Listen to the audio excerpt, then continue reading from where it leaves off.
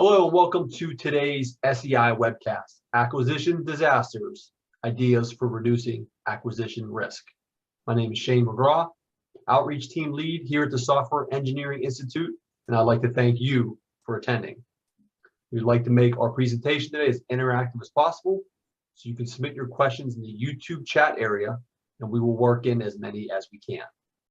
Our featured speakers today are Fred Shanker and Linda Parker Gates.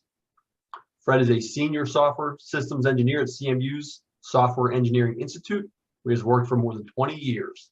He focuses on the improvement of the software acquisition and product development practices throughout the armed services and other organizations. He has actively worked in software process, architecture, model-based systems engineering, and metrics.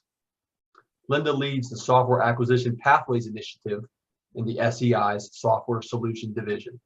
She specializes in strategic planning, change management, technology transition, and performance excellence, supporting numerous government organizations in developing and adopting improvement strategies.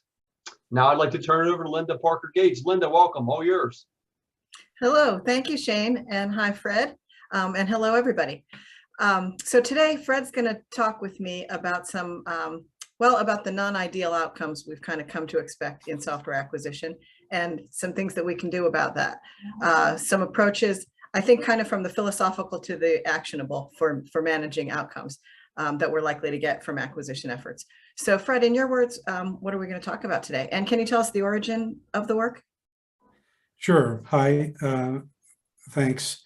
The work that we're talking about today is really came from the SEI did a lot of work over the last few years with Amerdeck in Huntsville, Alabama.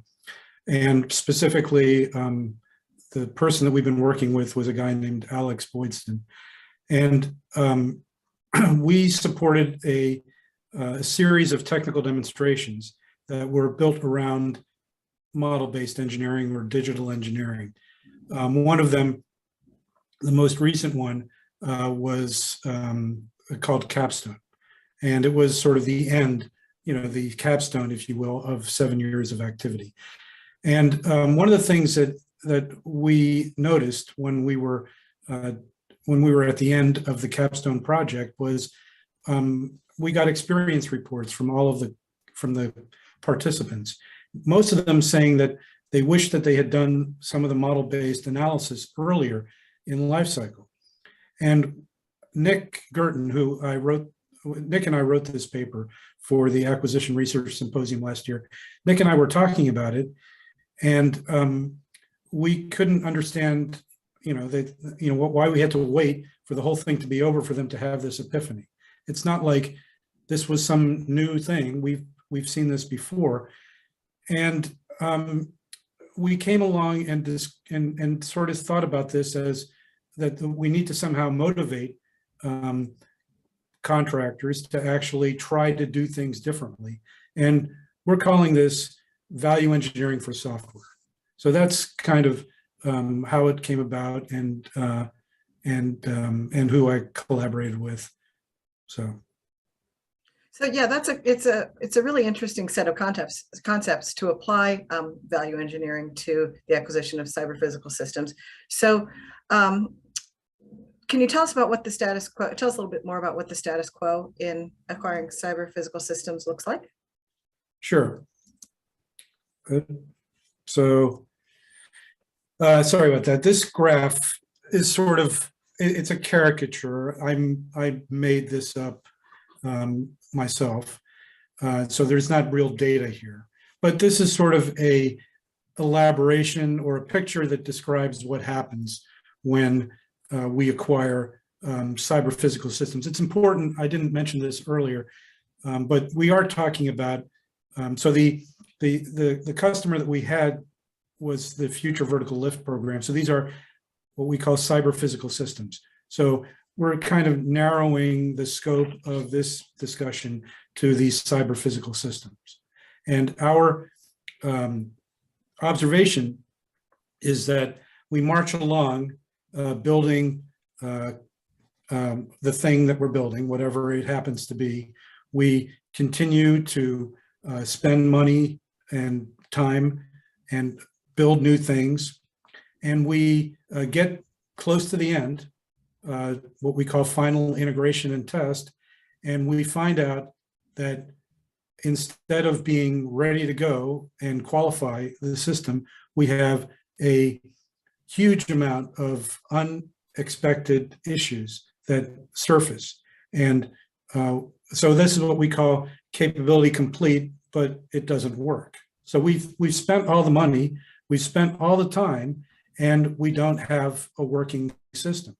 And we have to add more. Well, we have to either, there's three things. It's a trade-off.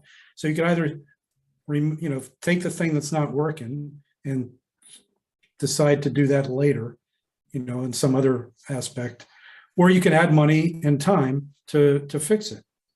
And this is one of my favorite quotes that Nick had was, it's like a metaphysical certainty that this is going to happen. We have seen this on virtually every system, including capability enhancements for legacy platforms, that we just don't have the time, or we don't get it done in the time that we have, and it costs more. We have to pay more to get it done, and this represents opportunity, I think, for the community. So let's talk a little bit more about value engineering. I think value engineering principles kind of offer a set of ideas for driving change and new outcomes that you're trying to apply in this context. So can you tell us kind of what constitutes value engineering and why it's important and how we might apply it? So I'll describe, let's go to, so in the normal, I used to work, I'm a rarity at the Software Engineering Institute because I used to work in a manufacturing facility doing manufacturing engineering work. And we used to do value engineering. So the normal application is that you have a contract for something, manufacturing thing, and they want 10,000 somethings.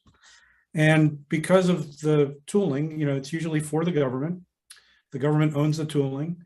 And because of the tooling, it doesn't work the way that it produces more scrap than it's supposed to. Think about it like maybe a mold, a plastic injection mold, and you have 10 cavities that are producing the same part, but only 6 of the cavities actually produce good parts. And you have to rework the other 4 cavities or throw some of them away, or you block off the plastic port. Anyway, the point is that you could invest money in the tooling and reduce your per piece cost. And that's essentially what value engineering is. And normally the investment in the tooling results in greater savings than the investment. And that net is split 50-50 between the organization that's doing the work and the government. So there's a win-win for both. And it's an incentive for the contractor to improve the operation or the performance of the process. So that's what we call typical value engineering. Now, in the case that we're describing, and we're not really able to do that because what we're talking about in these weapon systems is not something that's as easy to produce as an injection molded piece. We're doing things that have never been done before. We're building capability that's, it's innovative and it's high risk, and we can't prescribe methods for how to do things. It's just not possible. So what we want to do is, or the thought of this whole work is to motivate these organizations to apply the principles of value engineering to improve the way that they do their development operations. And and to um, uh, and to really incentivize that behavior, so that instead of allowing the status quo to just continue on, we actually do things that make that improve the status quo and make the processes more predictable, and help to make get us our weapon systems on time, on schedule, and so on. So that's kind of like how value engineering applies to this particular context. So there's some innovation involved in these solutions, right? Because you're actually going to be asking acquirers to do things differently and without a prescription, right? But to try to find ways to improve the outcomes. Maybe you could talk about some of those things, like finding showstoppers early, some of the things you talk about in the paper, and what those could lead us to. Yeah, I wanted to present this earlier, and I overlooked that. This is what we see as the status quo, that there's a huge amount of faults that are introduced during early stages of development, requirements, architecture, and because we really don't evaluate that inside of a facility, they somehow escape and are often not discovered until we get to after unit test or during integration and test. And the cost of fixing these defects or faults is dramatically more expensive when you get to the end. I believe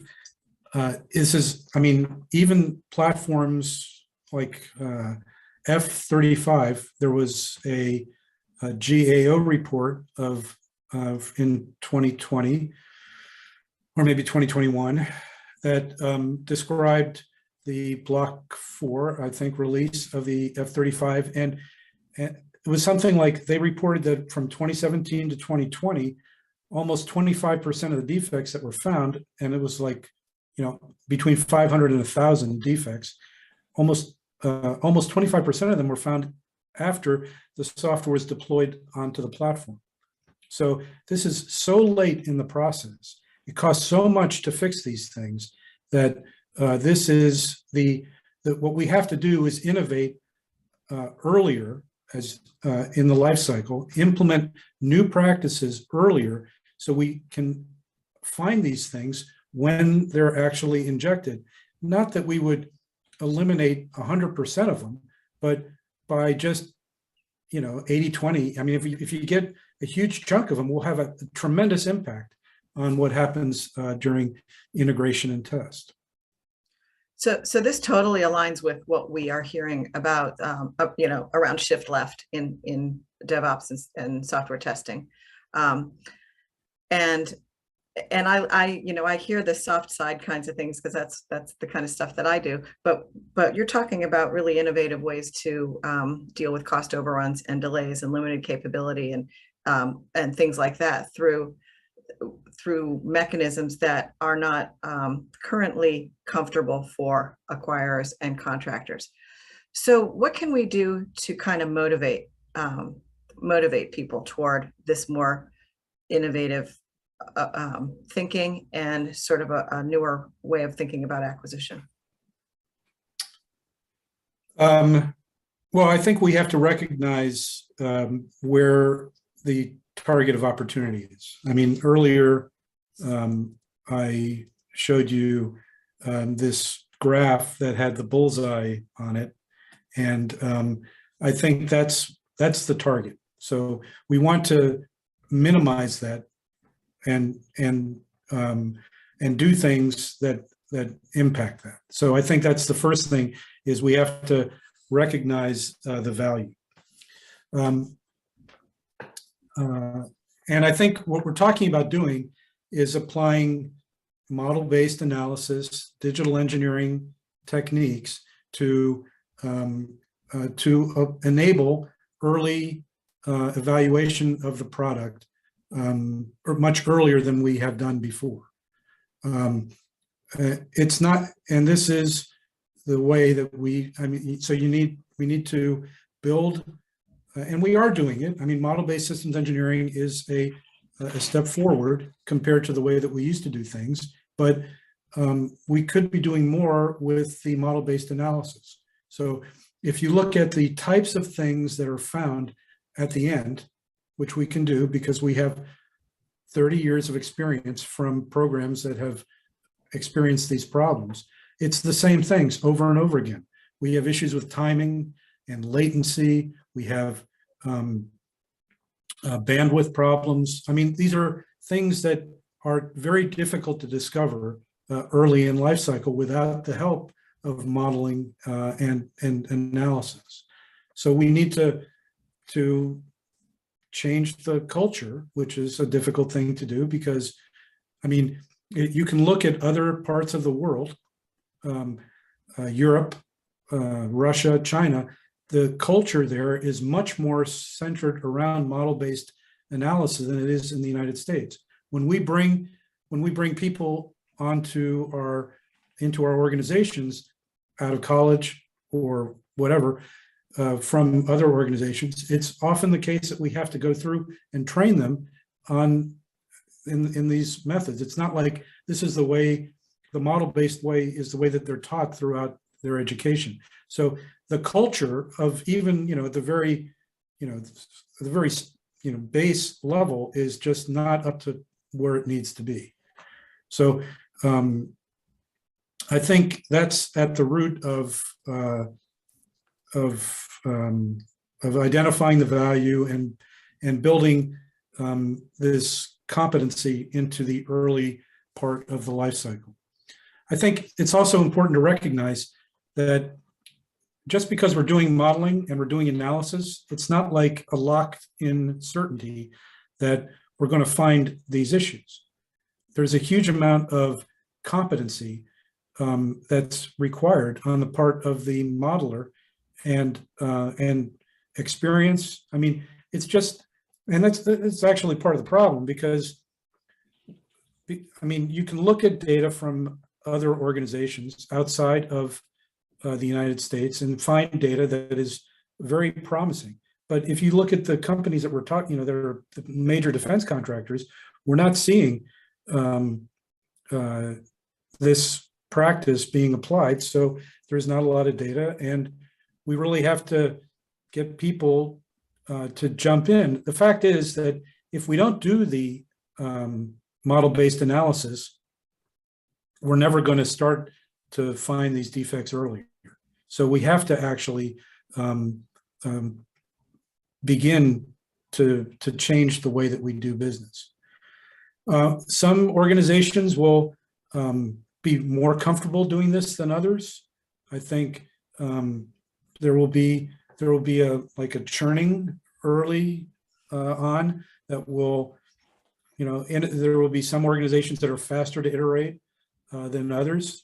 I mean, I think there's opportunity to take a model-based environment and build it into your CI/CD pipeline. So you could actually build the model-based analysis into the natural building of the product that you do all the time, identifying these issues automatically earlier in life cycle. So that's I think where the value is. I could talk about what could be improved. Yeah, well, I was just going to go there as well because you are talking about culture change, and culture change is hard. We know that, but what's interesting about it is that even when the status quo is pretty bad, change is still scary, and so we still need innovators to kind of lead the way, and produce early data and show us some early results. But we're still going to, have to pull people along. So I was going to ask about, what kinds of things you might be able to recommend for sort of addressing some of that reluctance in terms of cost avoidance or risk reduction or some of those things. Um, well, I mean, the culture issue is one that is going to take a long time to overcome, I think. I mean, maybe it'll be just resist, and then jump in. I mean, I don't know. Somebody's going to have to start and really change the status quo, and then it'll be a trailblazer for others. So the thought is that by using the identifying that target as some huge amount of money.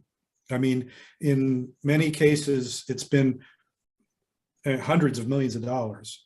So if you can use that or a portion of that as the seed for an incentive for a contractor, so they can get a reward for doing the right thing and achieving the goal of getting to the end and having it actually work without having to create a new contract to finish the thing. So I mean, that's the notion. That's how we're thinking about applying value engineering to the acquisition process. There's issues there with the fact that nobody wants to recognize, and I'm speaking now contractors because they don't add that as part of their proposal. They all go way aggressive on how much it's going to cost to do integration and test. And the government, who accepts these proposals and should know better by now, they all don't want to accept that this extra cost is going to happen. So we sort of have to get over that, and either we're going to use to we have a this process that we use for managing risk within the government or anywhere, and we think that this could be a risk analysis or a risk mitigation method. So the application of effort early in life cycle to identify these defects is allows you to certainly reduce the likelihood that you're going to find these issues later, and also the impact of the defect of the risk also. So this chart that you're seeing now illustrates that, and it's not normally the case that you are able to do this with by doing mitigation activities. Normally, when we mitigate a risk, we just reduce its likelihood, but we don't change the consequence. But in this case, we actually have an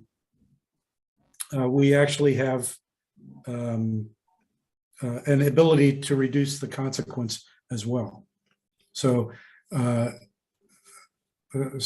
these are, if we're able to recognize that the money that we're going to burn at the end of the contract is somehow risk money, and we can apply that risk money to reduce the likelihood and the severity of this occurring, then we have the opportunity, I think, to provide the incentives to improve the status quo. That's the notion anyway.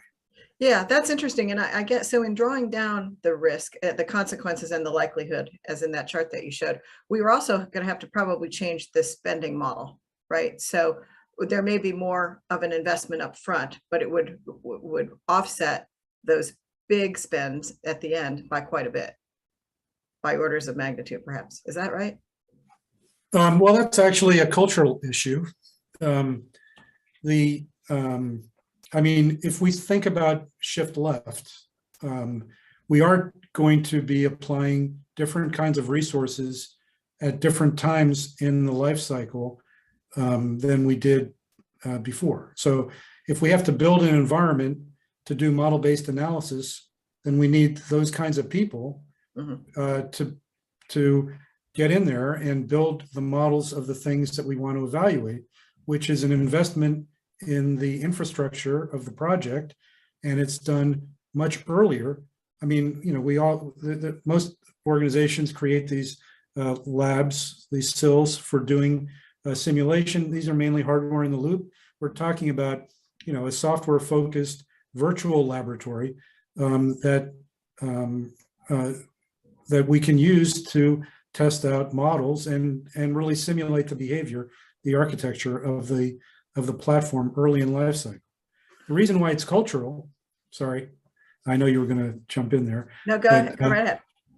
The reason why it's cultural is that you're absolutely right, that means that now we're going to be burning more money earlier in life cycle, which is going to be difficult for a program manager to accept, because program managers have been around the block. They know that there's going to be this flurry of activity at the end, and they're trying like heck to squirrel away as much money as they can to prepare for that eventuality.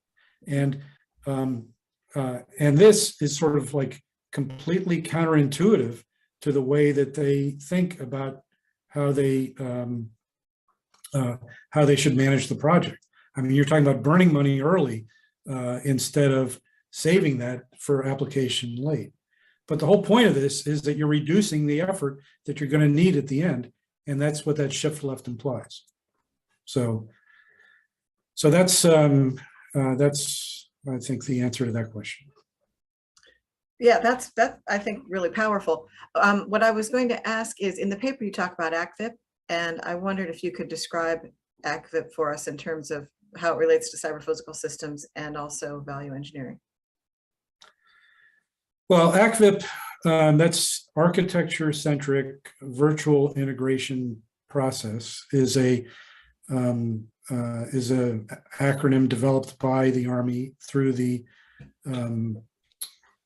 engagement with Future Vertical Lift. It's a form of model-based analysis. As the title implies, virtual integration. It's primarily there to be used to evaluate interfaces and the interconnection of the components of the platform. And that is an approach that can be taken to do early life cycle evaluation of a product. As part of the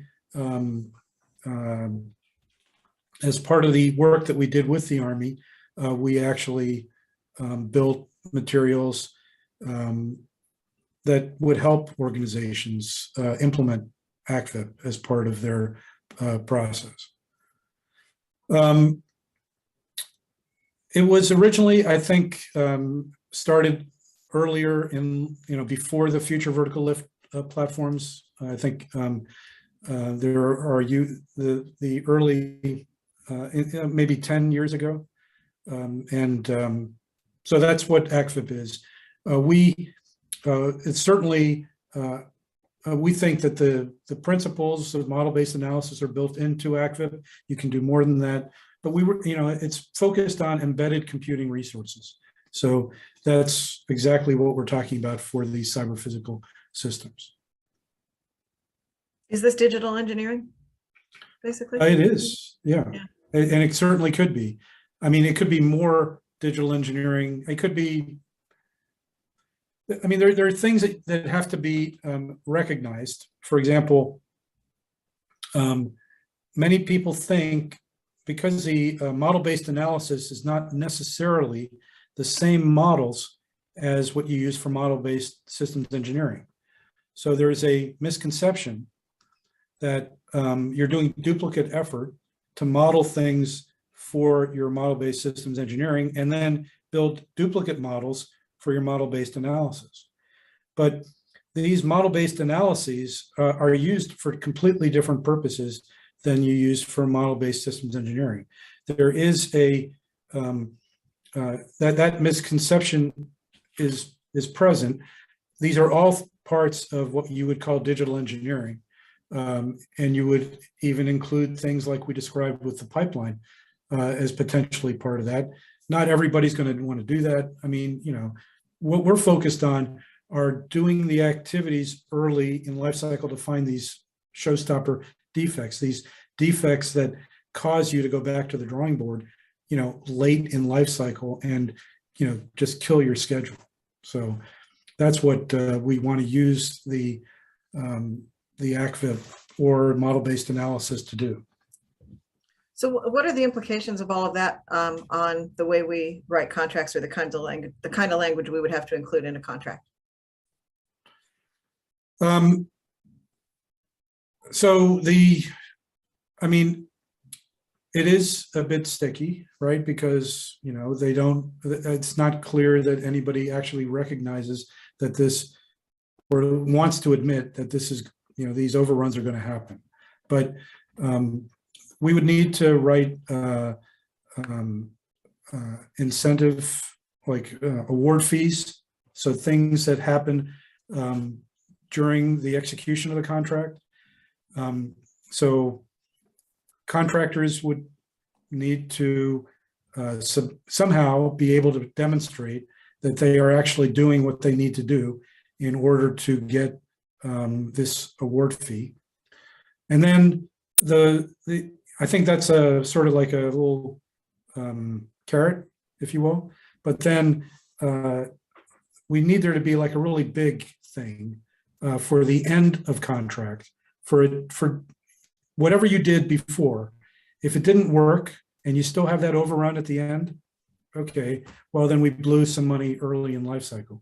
But if you actually save hundreds of millions of dollars by getting to the end, doing all the good work that you had to do and finding all those things, then there should be a significant incentive for them. And I'm thinking like 25% or something of that big nugget that you are going to have to pay at the end.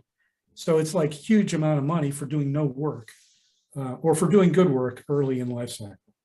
So that's sort of the contractual thing. But I mean, I'm not going to, you know, this was a thought piece. We were just trying to stimulate thinking in this area. And we don't, you know, I mean, how the issues with the FAR and how contracts are written, and that all has to be worked out.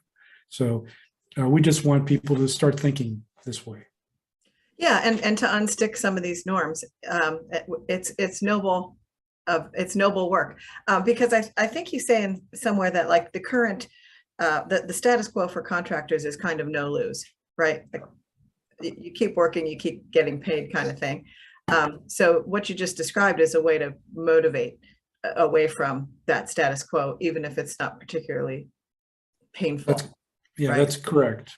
Yeah. The current situation is that it's all cost plus. So you pay whether you are successful or not successful. I remember a colonel that I used to associate with when I was supporting ground vehicles.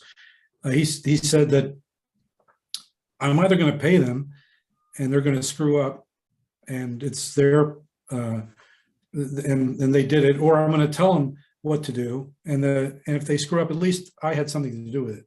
But if I just leave it up to them, then it's just not going to. I will have no control over the outcome. So I think there are. The fact is that the contractors are going to get paid no matter what for what they spend, and that's entirely appropriate. The nature of the work is high risk. Nobody would propose fixed price for doing any of this work. It's absolutely vital to not lose that, so that we don't force people into doing stupid things. But at the same time, we have to sort of change the culture so that we build these mechanisms for continuous improvement into the way they do business. So I want to just take a minute to ask or to remind folks who are listening that if they have any questions, they can put them in the chat. And Fred, I was going to ask if there was anything else you wanted to talk about that I haven't asked about.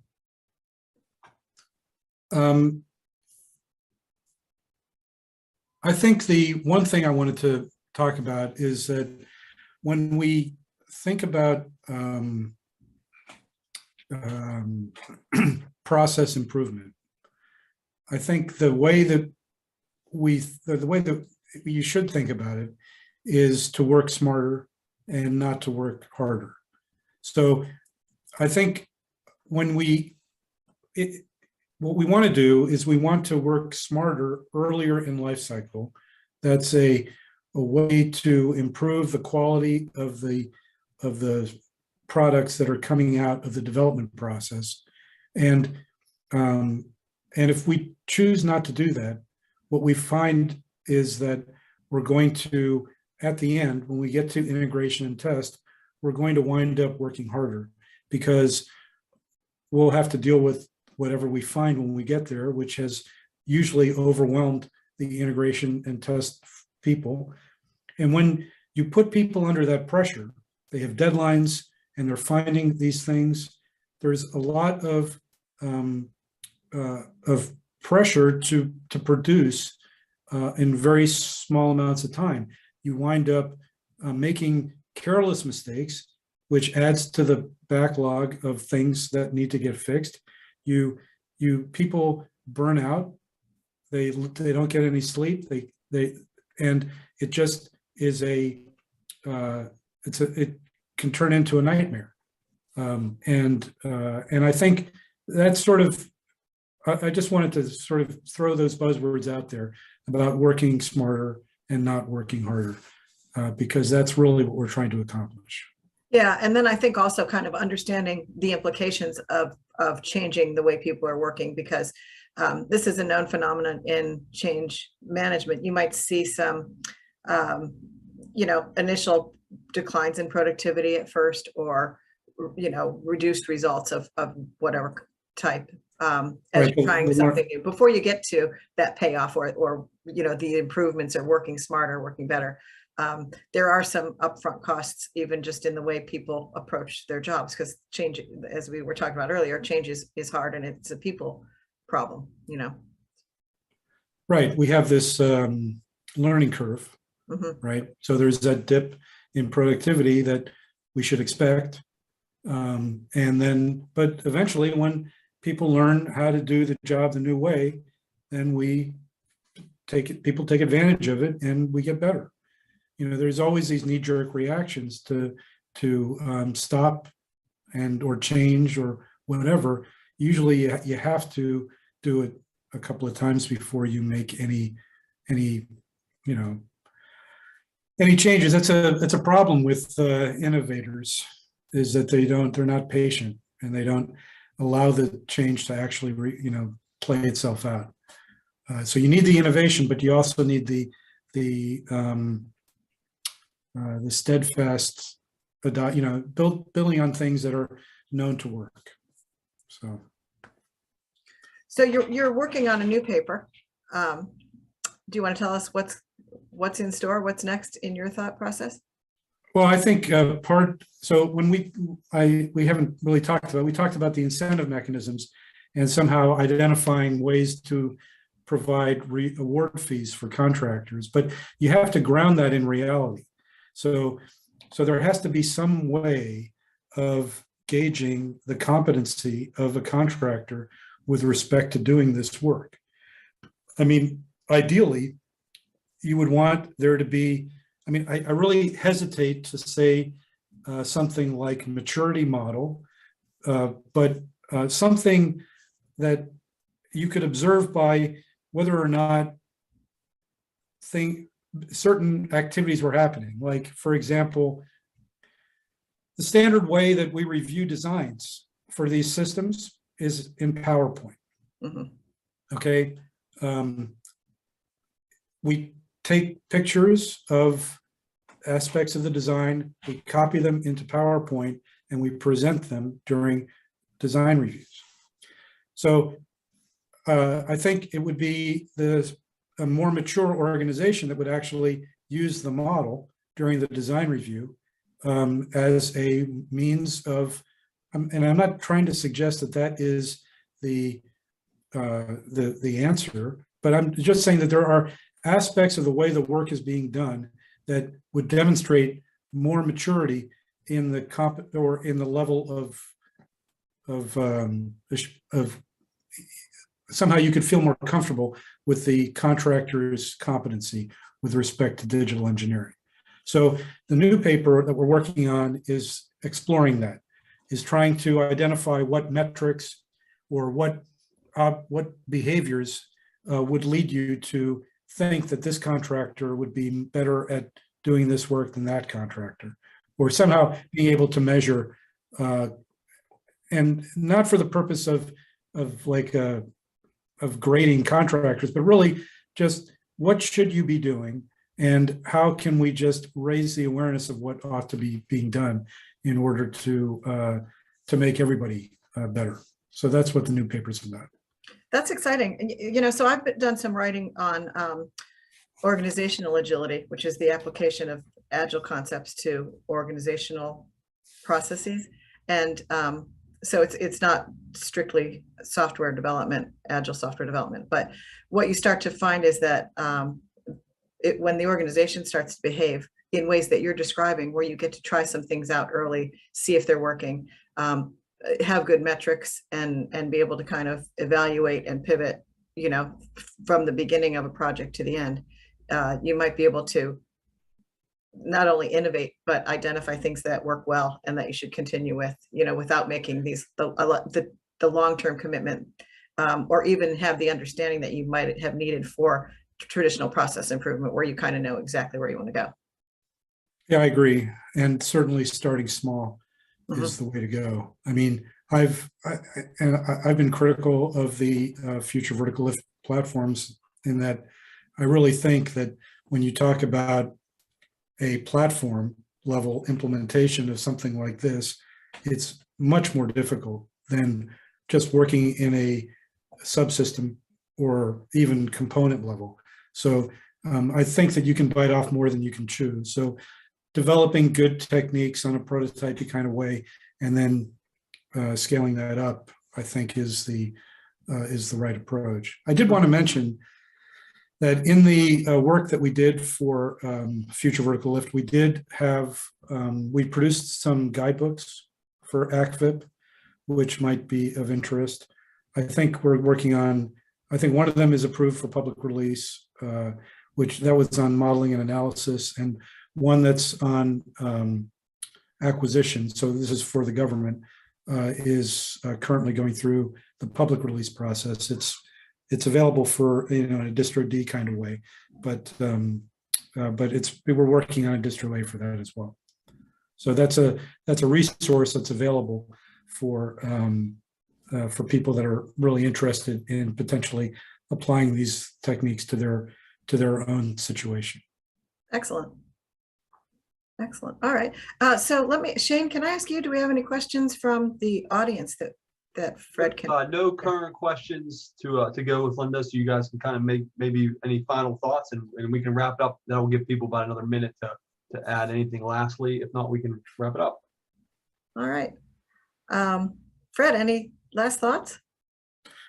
I really appreciate the opportunity to speak to you guys today. I mean, you know, the paper that we produced was picked up by the Naval Engineers Journal in their fourth quarter of 2021 publication. So that was more airplay than we were expecting, I think, Nick and I. I think it might be influenced by the fact that, I should say, Mr. Girton is now in a senior DoD position for DOT&E, but I do think that that it's great that we can get this out there, and I think there's huge opportunity here, and we just have to jump on it and try to make it better for everybody. So that's what I'm. You know, it's really. I'm hopeful that there's going to be a lot of impact here. So. Thanks. Well, I agree, Fred. It is, it's visionary, and this is hard. You know, these are hard problems when you're this far kind of out in front of something. And I appreciate that you and the Honorable Mr. Girton have taken the time to start this conversation through your writing and speaking. So thank you. This was a lot of fun. Anything from, and I'll hand it back over to you then, Shane, I guess. Great. Fred, Linda, thank you very much for your discussion today. We appreciate you guys sharing your expertise. And again, we thank you all for attending. Upon exiting, please hit the like button below and share the archive if you found value in today's talk. It will be found at the same URL. Also, you can subscribe to the SEI's YouTube channel by clicking the SEI seal in the lower right corner of the video window. Lastly, join us for our next live stream, which will be March 18th. And our topic will be Ask Us Anything, the Zero Trust Edition with Greg Tuhill and Chase Cunningham. Registration information will be on our website tomorrow, and you can look for it there. Any questions from today's event, please send to info@sei.cmu.edu. Thanks, everyone. Have a great day.